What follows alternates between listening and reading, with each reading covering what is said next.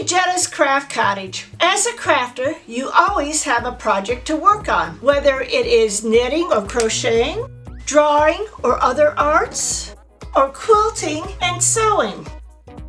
You will need something to keep your supplies organized, like these easy mesh snap project bags. Let's get started. You will need vinyl screening that you can use on your porch windows. I got this black screening from Home Depot, which is probably the easiest, and it's pretty thick. Package is Suntex 80. You can also find colored screens. I got these at my local quilt shop, but I think you can find them online. I have not purchased them online though. You will also need some colorful fabric, some fusible interfacing, a large ruler, a rotary cutter, and a 1-inch metal tape measure. Let's get started. With the main part of the bag, you want to cut the mesh with your rotary cutter and your ruler 14 inches by 24 inches. You'll cut a second piece for the outside pocket at 10 inches wide by 14 inches. For the straps, you're going to cut 2 pieces that are 4.5 inches by 24 inches and 2 pieces of the fusible interfacing that are 4 inches by 23 inches. You'll cut binding that is 2.5 inches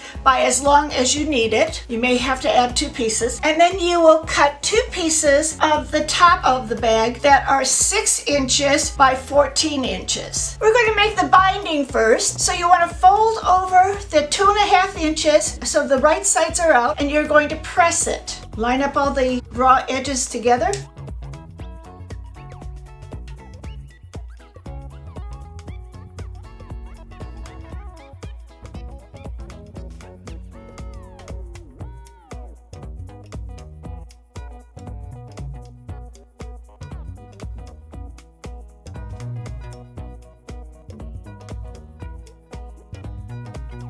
Next, we're going to sew binding around the mesh pocket, going to the raw edge, there's the folded edge, and doing a 1/4 inch seam around all 4 sides. If you don't know how to put on binding, please check out my video on how to attach binding. I'm using my Fons & Porter binding tool. Where the seam ends here for my binding, I'm going to just fold it over slightly, just crease it. Then I'm going to fold it back to where the rest of the stitching begins, which is right there.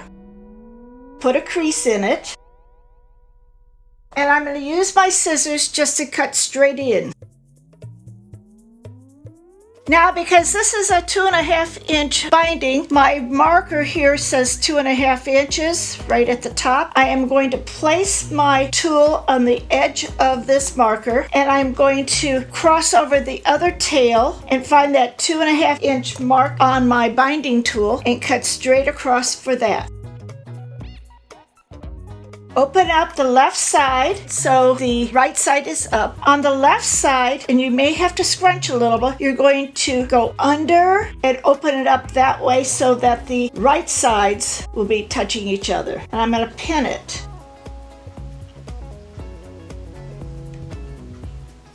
You want to make sure that the ends meet.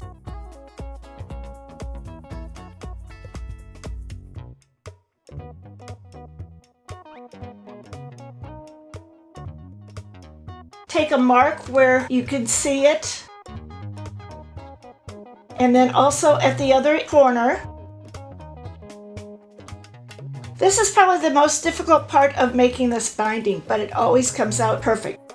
Now I'm going to take my binding tool, and there's a line on it. So I'm going to put that line along my edge here and just make a line where I'm going to sew. And it should meet up with the other corner. Once you've had it sewn, make sure it does look like a binding there. Then you're going to cut this triangle off about 1/4 inch from where that seam is. Now you want to press it open, but you do not want to touch your vinyl because the vinyl will melt. So take it off to the side. Maybe finger press it first.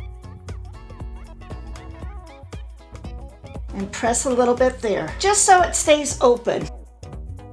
Now you're going to sew the rest of this down. Again, because this is vinyl or plastic, you do not want to iron it. So you're going to pull your binding across the top And just add clips or pins so that you can work it around.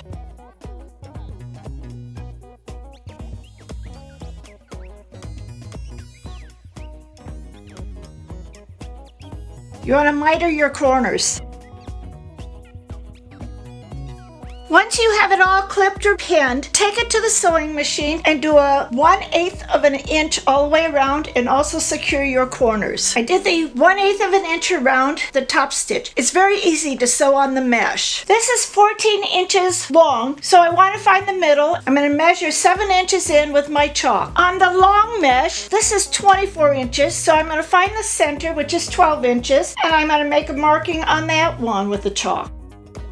I'm going to center my pocket on the other piece of mesh. It's about a 1 3/4 inch distance from each side. I'm going to sew down here to the end. Then I'm going to sew down each side, leaving the pockets open. And then I'm going to make a second little pocket right down the middle. You may have to reinforce this by sewing it twice. Now I have some chalk marks there. I'm just taking a wet paper towel and I'm just going to clean up the chalk off there. It will come off easily.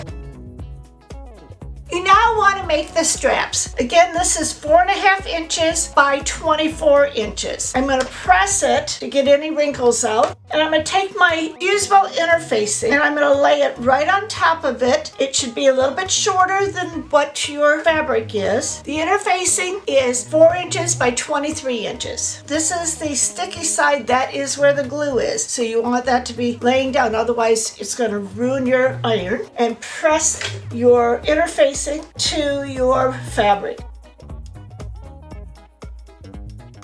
We'll do it to the second piece also. With right sides together, you're going to fold over and pin.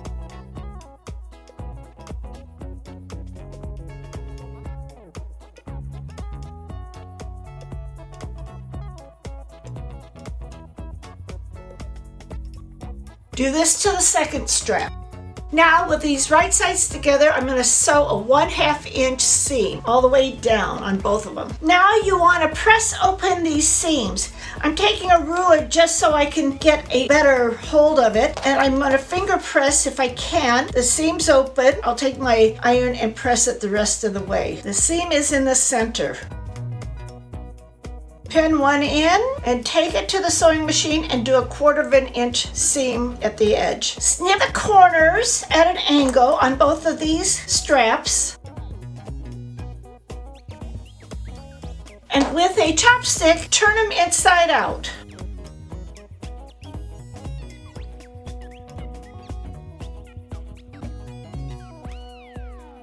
Poke the corners. And if you really need to get into it, take a blunt end skewer and go into that corner. You want the corners to be nice and straight. Press the strap. The seam will be in the middle now.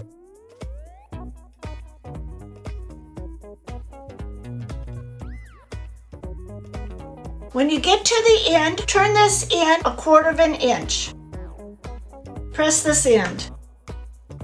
Do it to the same with the second one. Take this to the sewing machine, sew down 1/8 inch to close it up. While you're at the sewing machine, make 3 more lines on the opposite side. One down the center, one to the right, and one to the left. This will secure and make it more sturdy when you are using it as a strap. I sewed down the one side, and I hope you can see it, but I made 3 lines going down the whole length of this strap, so it'll be reinforcing the strap when I have put it on my bag. We're going to do the top of the bag. This bag is 6 inches by 14 inches. We're going to fold it wrong sides together, and I'm going to press it.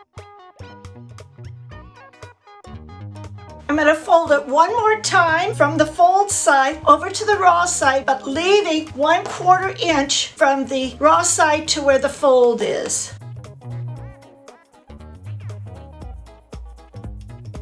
Do it on both sides.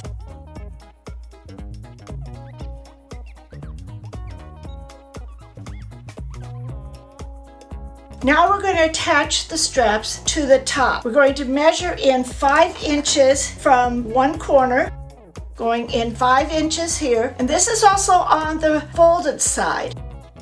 I'm going to pin my strap to the fold on this side. This is the front of the strap, and I'm going to keep the front on this side also. I'm going to take it to the sewing machine, and I marked a rectangle that goes across, down, across, up, and an X. The sewing is just above the second fold. If you put chalk on it and you have one of these seam rippers that have one of these little rubber tips on it, they are easy to clean up, rid of all the chalk mark.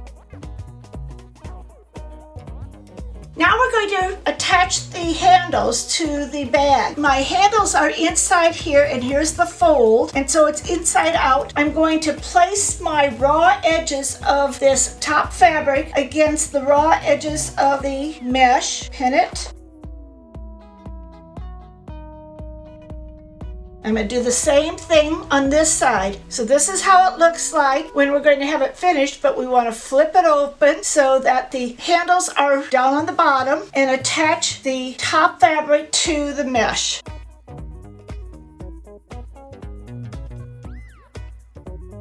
Now I'm going to sew a 1/4 inch seam all the way down on both sides. Now the handles are attached. We're going to flip the whole bag over. Bring the handles out, and we're going to fold this over. Make sure it is the same distance on this other side. We're going to pin it, sew one seam here. This is about 1 1/4 inches.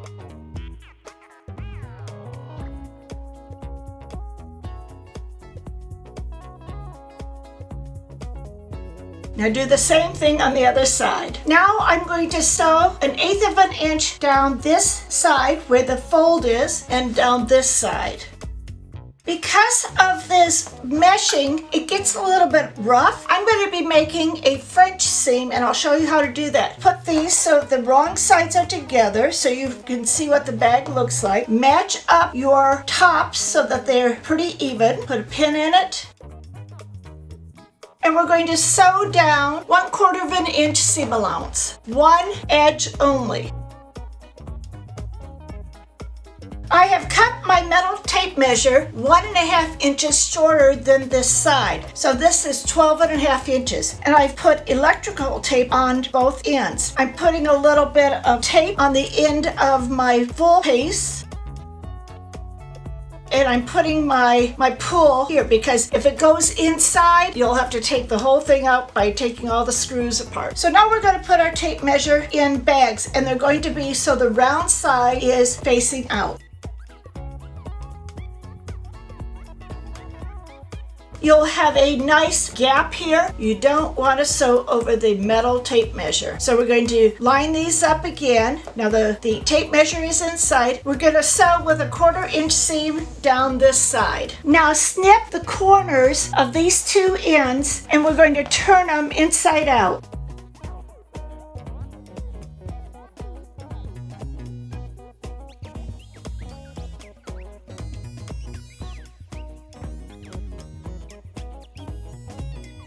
Use your chopstick to get the corners straightened out.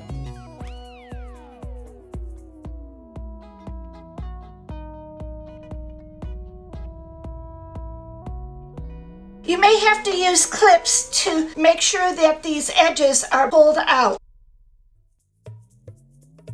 And now we're going to take this to the sewing machine and sew a 3/8 inch all the way down on this side and all the way down on this side. It will enclose raw edges on the outside. Now the inside of the bag will be smooth. It will not snag or tear any of your projects. Turn again so that you can see the outside of the bag.